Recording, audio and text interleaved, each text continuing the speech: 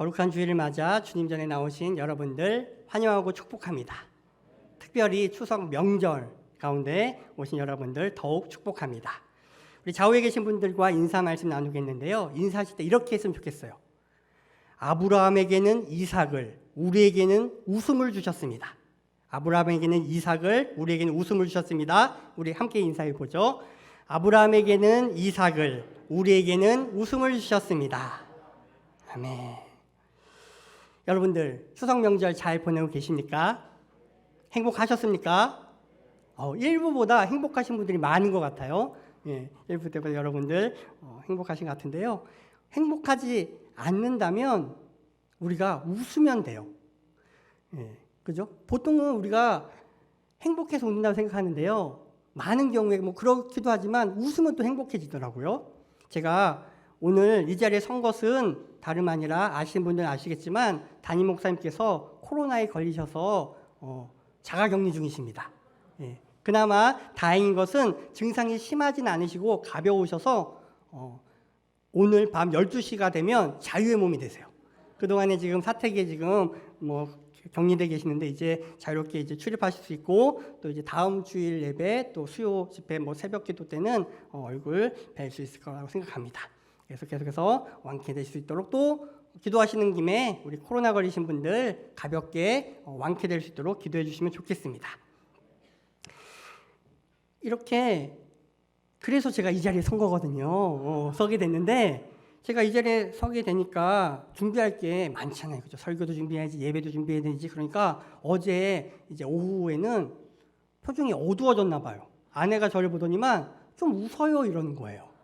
저는 제 얼굴을 못 보잖아요. 그러니까 몰랐는데 굉장히 표정이 어둡고 딱딱했던 것 같아요. 그래서 웃고 그냥 웃으면 잘 모르고 거울을 보면서 한번 웃어봤어요. 그러니까 비록 잘생긴 얼굴은 아니지만 웃으니까 좀 더 인생이 좋아지고 또 그러니까 마음이 한결 편안해짐을 느꼈어요. 왜냐하면 이 자리가 굉장히 거룩한 부담감이 있는 자리거든요. 담임 목사님은 이걸 어떻게 매주일 감당하시는지 모르겠어요. 부족하지만 제가 말씀 전할 때에 더 큰 은혜, 하나님께서 말씀하시는 그 은혜가 임하게 되기를 간절히 소원합니다. 하나님께서 인간으로 오시는 것을 믿는 것이 기독교의 중요한 부분이에요. 믿으세요? 아멘. 인간이 되시는 것은 신비인데 하나님이 그것을 실제로 하셨어요. 그래서 우리가 잘 아는 것처럼 예수님도 이 땅에 오셨고요. 또 오늘 본문에도 보면 하나님이 오셨어요. 그래서 오늘 성경은 여호와께서 아브라함에게 나타나시니라 라고 해요. 사실 이 전까지는 하나님이 아브라함에게 한 5번 정도 나타났다고 성경이 기록하고 있는데요. 실제로 인간의 몸을 입고 오시진 않았어요. 그냥 하나님이 나타나셔서 말씀하셨는데 오늘 본문은 특별한 본문이죠.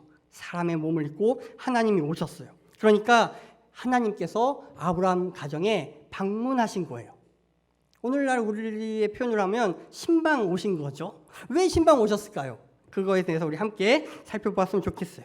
아브라함이 장막 문에 앉아 있었는데요. 날이 뜨거울 때였어요. 이스라엘 지역은 낮에는 굉장히 뜨겁기 때문에 그 정오나 오후에는 잘 사람들이 다니지 않아요. 좀 해가 좀 약해졌을 때 다니는데 이 세 사람은 뜨거울 때 다니니까 뭔가 이유가 있겠죠? 그런데 아브라함이 어느 날 장막문에 앉아있다 눈을 뚫어 보니까 세 사람이 딱하니 있는 거죠. 그래서 빨리 어서 오시라고 그렇게 모셔드려요. 오늘 성경 보면 달려나갔다라고 이야기해요. 여기서부터가 심상치 않아요. 그죠?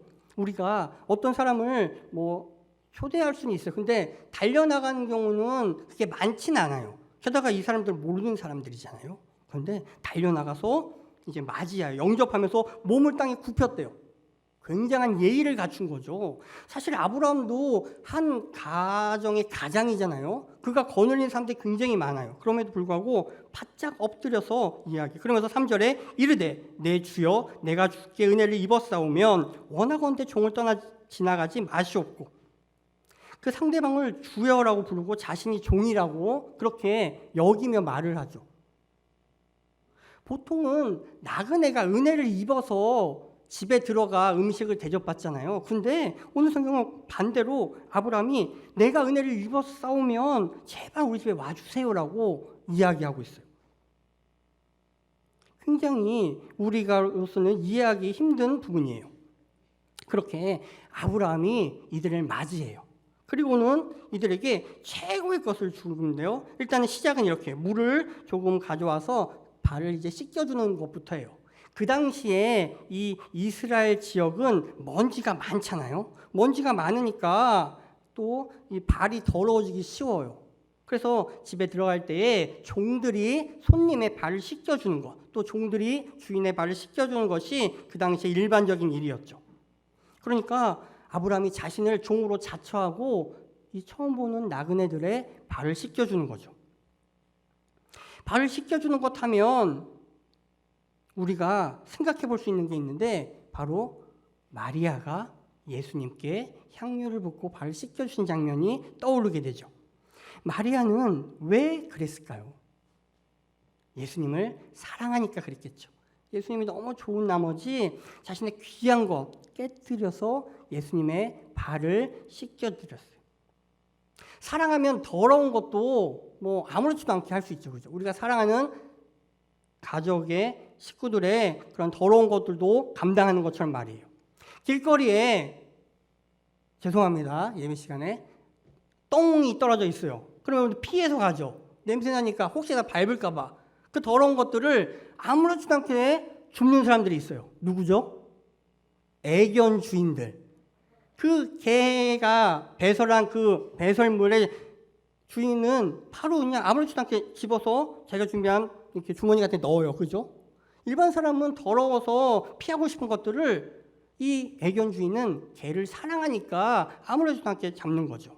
마찬가지로 부모가 아기의 기저귀를, 그 똥기저귀를 아무렇지도 않게 다루는 것과 마찬가지죠. 왜요? 사랑하니까 이 더러운 것도 감당할 수 있는 거예요. 마찬가지로 마리아도 예수님을 사랑하니까 그 더러운 발을 씻겼고요. 아브라함도 이들의 발을 씻겨주고 있는 거예요. 그렇다면 이상하지 않아요? 왜 아브라함은 처음 보는 사람의 발을 씻겨줬을까요? 아무리 관습이라고 그러고 자신이 종이라고 여겨지더라도 아브라함은 어떻게 그럴 수 있을까요? 성경학자들은 과연 아브라함이 이 세 사람이 하나님인지 알고 모셨느냐, 모르고 모셨느냐, 그렇게 의견이 좀 나누어져요. 소수의 사람들은 아브라함이 하나님이신 줄 알고 영접했다라고 이야기하고요. 다수의 성경학자들은 모르고 영접했다라고 이야기해요. 그 모르고 영접했다는 사람들의 주된 그 근거가 3절에 내 주여라고 할 때 이 주라는 단어는 우리가 신앙 고백으로 하는 그 주님의 개념이 아니라 자신을 낮추고 상대방을 높이는 의미여서 주님이라고 부르는 거예요. 성경에도 그러한 예들이 곳곳에 나와요. 그러한 표현이었다. 하나님이신 줄 알고 모신 게 아니라 겸손하게 그렇게 받아들인 거다라고 이야기해요. 그리고 이 구약의 시대에서 환대하는 건 굉장히 중요한 거였어요. 하나님께서 객과 고아와 과부를 잘 대해줘라라고 말씀하셨거든요. 약한 이들, 힘없는 이들이니까 잘 보살펴 주기를 바라셨어요. 이런 하나님의 마음을 안 아브라함은 이들을 이렇게 잘 대접하죠. 그래서 어쩌면 장막 문에 앉아 있었는지도 몰라요. 날이 뜨거우면 집에 들어가서 쉬면 얼마나 좋아요? 그죠? 점심 식사를 했다면 낮잠을 자도 좋았을 거예요. 그런데 장막 문에 앉아 있어요. 왜요? 누가 지나가는지 보고 있었던 거죠. 왜요? 보고 있으면 맞아들이려고, 대접하려고, 환대하려고 나와 있었던 거예요. 그러니까 아브라함이 어떤 성품의 사람인지 우리가 오늘 본문을 통해서 유추해 볼 수 있는 거죠. 마침 지나가니까 그들을 모셔드렸어요. 그리고는 겸손하게 이야기하면서 발 씻고 그다음에 떡도 드시고 좀 마음을 좋게 하신 후에 이제 가시게 다시 가세요라고 이야기해요. 그러니까 이들이 이르되 내 말대로 그리하라라고 이야기해요. 보통의 나그네라면 아이고 감사합니다. 은혜를 베풀어 주시고 호의를 베풀어 주셔서 감사합니다. 이러야 되는데 이 세 사람들은 똑똑해요. 그래 좋아. 그래 주지 뭐 이런 거예요. 그러니까 우리의 상식으로는 이해되지 않는 일들이 벌어지고 있어요. 그러면서 아브라함이 급히 장막으로 가요. 그러니까 그냥 마지못해 느릿느릿 체면치레로 이들을 대접하고 섬기는 것이 아니라 급히 가서 아내에게 이야기해요. 속히 고운 가루 3쌀을 가져다가 반죽할 떡을 만들어주세요라고 이야기하죠. 예. 그리고 아브라함이 또 가축 있는 곳에 가서 기름지고 좋은 송아지를 잡았는데요. 달려가서 잡았대요. 그리고 하인을 시킨 것이 아니라 자기가 직접 잡아요. 그리고 하인에게 요리를 맡겨서 요리를 하죠. 그리고 엉긴 젖과 우유와 또 그 하인이 만든 송아지 고기를 내어서 드시게 하는데요. 그때 이렇게 기록되어 있어요. 8절 하반절을 보면 그들 앞에 차려놓고 나무 아래에 모셔 섬에 그들이 먹느니라. 그러니까 같이 한 상에 앉아서 먹는 것이 아니라 마치 식당에서 종업원이 서빙하듯이 이 나그네 3명만 식사하게 되고 자기는 서 있는 거예요. 뭐 필요한 거 없으세요? 뭐 갖다 드릴 거 있나요? 뭐 이렇게 있는 거죠. 완전히 종으로서 이 나그네들을 주인 섬기듯이 섬기고 있는 것을 보게 돼요. 굉장한 환대이고 영접이죠. 아브라함이 이런 사람이었어요. 이걸 보면 정말 대단하다는 것을 알게 돼요. 시인 정윤종 씨는 방문객이라는 시를 이제 발표한 적이 있는데요. 우리 화면에 한번 띄워주시겠어요?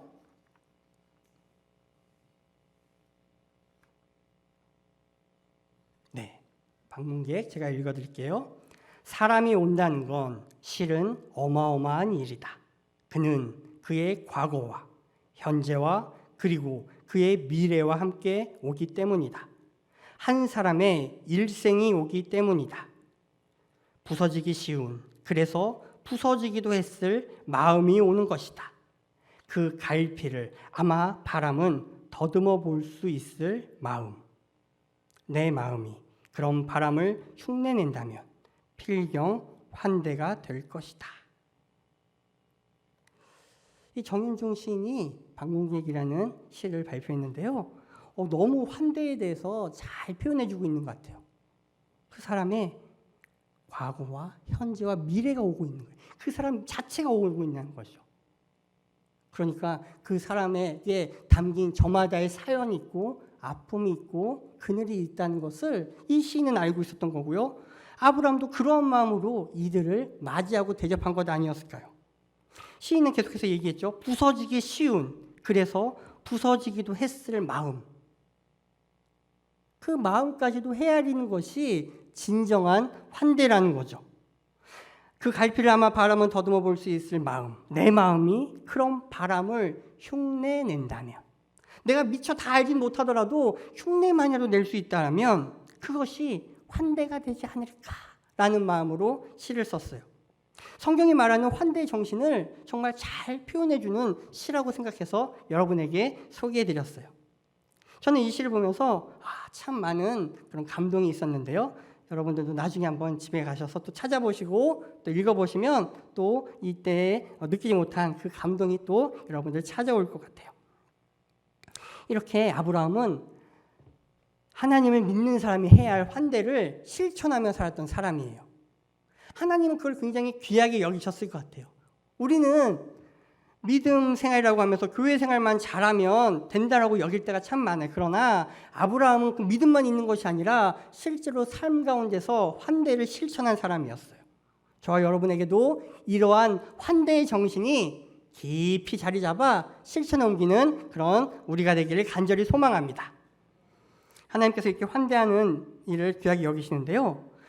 그런데요, 또 가만히 성경을 보니까 그래도 환대하는 것까지는 좋은데 아브라함이 이 세 사람을 대하는 것이 너무너무 잘한다는 거예요. 최고의 것을 주기 정말 힘쓰고 막 한 번이라도 빨리 먹이고 대접하기 위해서 애쓰는 모습이 느껴지는 거예요. 그래서 생각했어요. 어떻게 이럴 수 있을까? 여러분들 이런 환대를 해보신 적 있나요? 아니면 받아보신 적이 있나요? 저는 목회자다 보니까 많은 성도님들의 대접을 받을 때가 있어요. 참 감사하고 고마운 일인데요.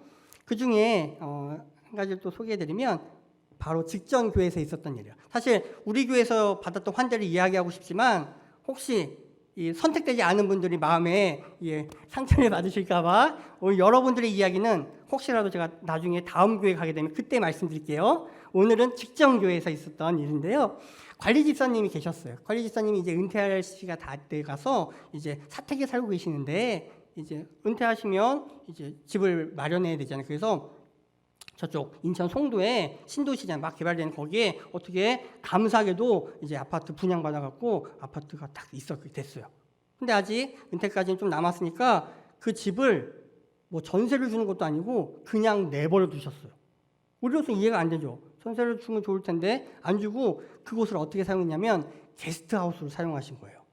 선교사님들이 사역하시다 돌아왔을 때 머물 곳이 없는 경우에 그곳에 머물도록 하는 거예요. 그래서 저희 교회 주파송 선교사님 가정이 이제 한국에 들어왔을 때 그 가정에 머무셨어요.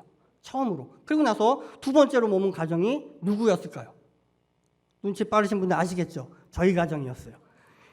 집사님 권사님이 저희에게 이렇게 말씀해요. 목사님 혹시 이제 휴가신데 뭐 가실 곳 없으시면 저희 집에서 잠깐 머무셔도 됩니다라고 이야기하시는 거예요. 그래서 저희가 마땅히 갈 곳이 없고 또 그 지역에 아는 지인도 있고 해서 겸사겸사 가자라고 해서 방문하게 됐어요. 이제 주소를 받고 또 현관 비번을 받아서 갔죠. 가보니까 새 아파트, 새 집이니까 얼마나 좋겠어요. 그죠? 저희가 있기가 약간 부담스러울 정도로 새 집인 거예요. 좀 이제 헌집이면 편하게 있을 텐데 너무 좋은 거죠. 게다가 냉장고 문을 열어보니 음식이 많이 준비되어 있는 거예요. 권사님이 음식 솜씨가 좋으셨거든요. 권사님이 음식도 많이 준비해 주고 가신 거예요. 미리 그 인천까지. 저 전에 사였던 교회가 저 광진구 쪽이었는데 인천까지 가서 음식 준비해 놓고 다시 가신 거죠. 청소도 해주셨겠죠. 그렇게 잘 대접받고 왔던 기억이 있어요. 또 한 번은 우리 교회 오기 바로 직전의 일이에요. 전교회 사임을 하고 우리 교회 오기까지 딱 일주일의 시간이 비는 시간이 있잖아요. 주일날 사임하고 주일에 부임하니까 그때 어떻게 할까 했는데 마침 권사님이 목사님 이제 잠깐 쉬시지만 한번 저희 집 쪽에 오세요라고 해요. 그 권사님이 남쪽에 이제 어머니가 이제 편찮으시니까 돌보실 겸 잠깐 내려가셨거든요. 그래서 그 권사님 말씀하시는 거예요. 사실 그 권사님하고 제가 이렇게 뭐 이야기를 막 나누기는 오래되지 않았어요. 왜냐하면 그 권사님이 저희 교구 식구가 아니었거든요. 마지막 1년만 교구 식구였고 그 전까지는 다른 교구였다가 구역 교구가 조정되면서 저희 교구로 오시면서 알게 된 거예요. 그 권사님이 잠깐 뭐 오셔요. 언제 또 쉬시겠어요? 바람 한번 쐬세요라고 했는데 그래서 저는 안 가려고 했어요. 그래도 뭐 인사치료 하신 거니까 감사합니다 하고 그냥 말려고 그랬는데 아내가 가재요. 네. 왜냐하면 아내는 그 권사님하고 또 유치부에서 이제 만나면서 이제 관계를 쌓은 게 있기 때문에 가자고 이야기하는 거예요. 그래서 갔어요. 갔더니만 그 권사님이 정말 저희들 뭐 평상시에 먹어보고 싶지만 뭐 먹어보지 못한 것들 많이 대접해 주셨고요. 또 좋은 것들도 데리고 다니면서 이렇게 구경도 시켜주시고 또 권사님이 한식 조리사 자격증도 있으니까 직접 만들어 주시기도 했어요. 그래서 그곳에서 머물면서 참 귀한 환대를 받았죠. 그러니까 너무 환대를 받으니까 감사함을 넘어서서 죄송스러운 거예요. 이렇게까지 대접을 받아도 되나? 너무 부담 드리는 거 아닌가? 그런데 그 권사님이 너무 흔쾌히 아니라고 괜찮다라고 이야기하세요. 그분이 만약에 부자였다면 제 마음이 좀 더 편했을지도 몰라요. 근데 그분도 부자는 아니셨어요. 남편도 은퇴하고 그 아파트 관리를 하셨고요. 딸도 목사, 사위도 목사, 아들도 목사. 그러니까 목사의 형편을 아시니까 그렇게 대접하고 섬기셨던 거죠. 그렇게 환대 기억이 있는데요. 이 권사님과 앞에 말한 그 관리 집사님 권사님 가정은 그나마 저랑 알잖아요.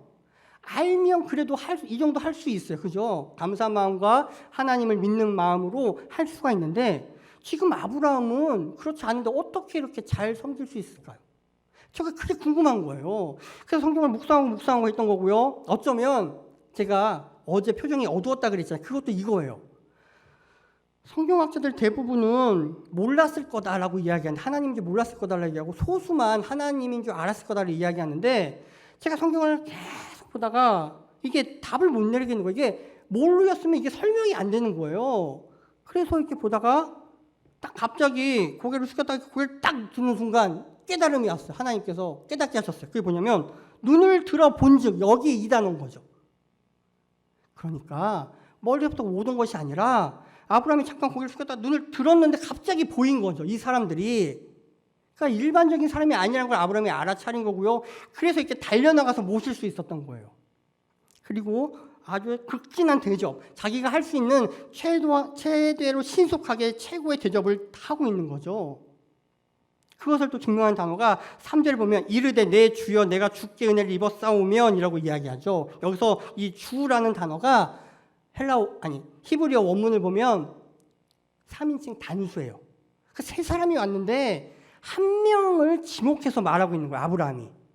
그러니까 아브라함이 알았던 거죠. 이 세 사람이 왔지만 물론 세 사람 다 특별한 존재지만 그 중에 한 분이 더욱 특별한 분인 걸 알았던 거예요. 알아차린 거죠. 그래서 뒤에 나중에 보면 세 사람한테 이야기되는 복수형을 써요. 그러니까 한 명의 특별한 존재와 다른 두 사람이라는 걸 알았던 거죠. 그래서 아브라함은 하나님이신 줄 알았던 거고, 그래서 성경이 오늘 1절에 여호와께서 아브라함에게 나타나시니라고 분명하게 기록한 거죠. 모세가 기록했다고 우리가 많이들 이야기하는데요. 모세는 분명하게 기록해요. 하나님이 아브라함을 찾아오셨다, 나타나셨다.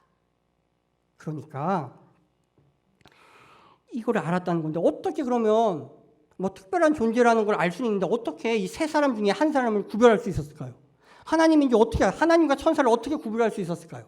그건 바로 아브라함이 하나님과의 특별한 관계를 맺어왔기 때문이에요. 그동안 하나님이 아브라함에게 성경에 기록된 것만 이 앞에 5번 나타나셔서 말씀하셨거든요.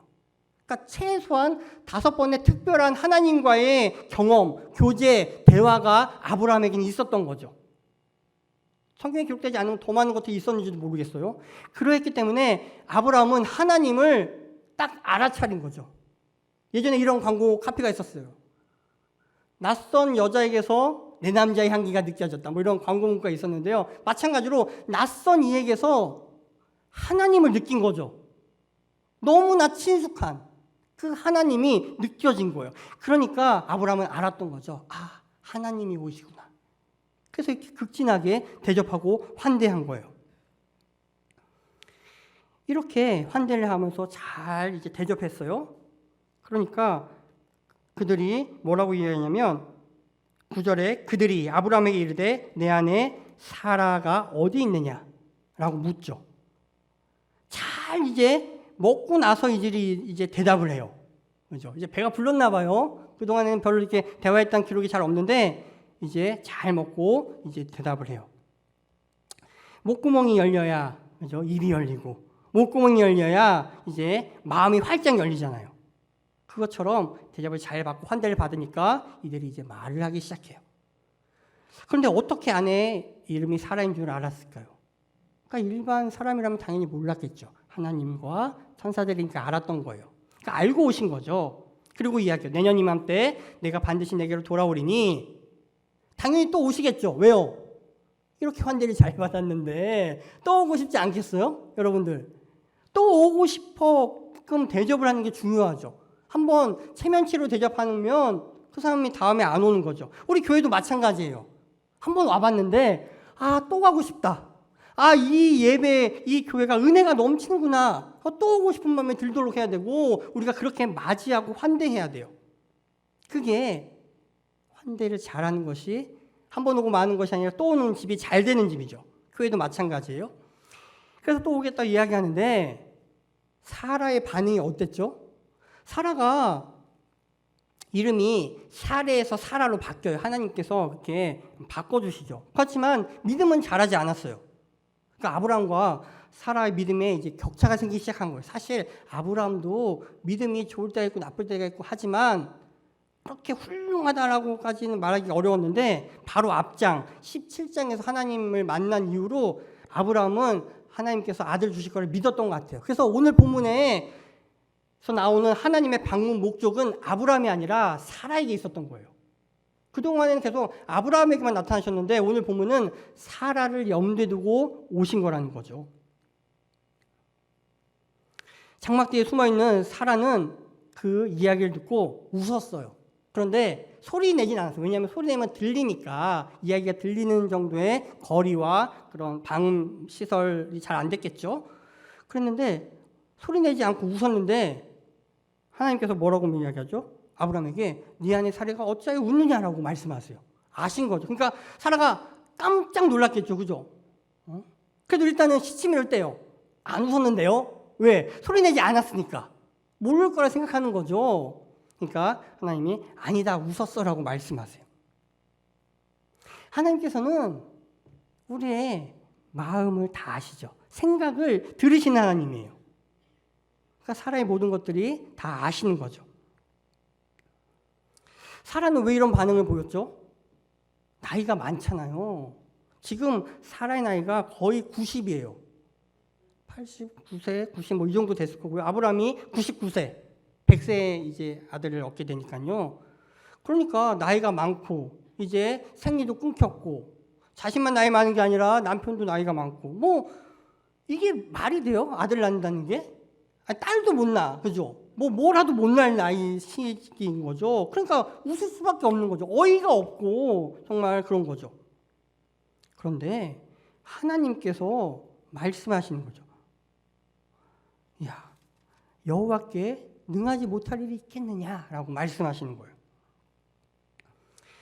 하나님께서 아셨던 거죠. 사라에게 아직 믿음이 없어요. 아브라함에게 있는데 사라가 없으니까 이 중요한 순간에 마지막이거든요. 이제 아브라함을 낳을 때까지 하나님이 나타내셔서 말씀했다라는 게 성경에 기록되지 않아요. 이 마지막 순간에 중요한 순간에 직접 인간의 모습으로 나타나신 거죠.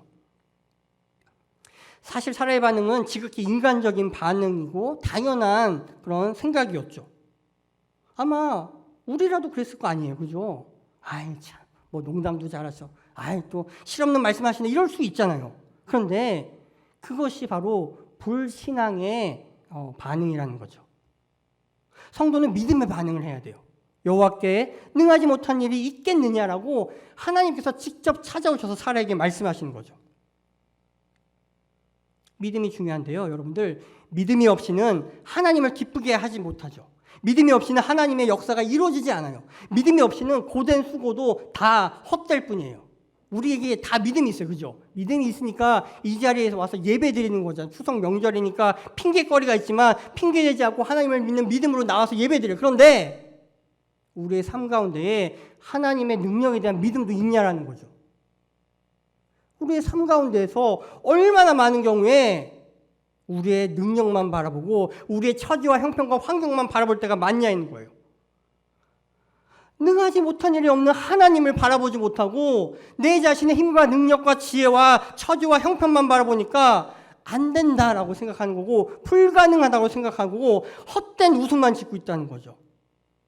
어쩌면 우리의 삶의 자리는 믿음이 없어서 무너져 있는지도 모르겠어요. 그 믿음이 없어서 무너진 삶의 모든 자리에서 다시 주님을 기다려야 돼요. 다시 하나님의 방문, 하나님의 신방을 기다려야 된다는 거죠. 그 은혜가 저 여러분에게 있기를 바랍니다. 믿음이 있어야 되고 믿음이 중요해요. 그래서 아브라함에게는 그 믿음이 있었고 없는 사라를 찾아오셨던 거죠. 사실 아브라함이 이렇게 믿음이 있었던 이유는 계속해서 하나님이 말씀하셨거든요. 오늘까지 이번 본문까지 6번 성경에 기록된 것만 나타나서 계속해서 말씀하시니까 그 믿음이 자라난 거예요. 사라는 아직 그 경험을 못했기 때문에 믿음의 어린 단계 초보였던 거죠. 그래서 하나님이 그 약속이 유효하다는 걸 재확정시키면서 말씀하셨어요. 아브라함과 사라의 경우처럼 하나님이 방문하셨으면 좋겠다라고 생각하시지요. 그죠? 그런데 하나님께서는 더 이상 우리를 방문하지 않으십니다. 아니 이게 무슨 소리죠?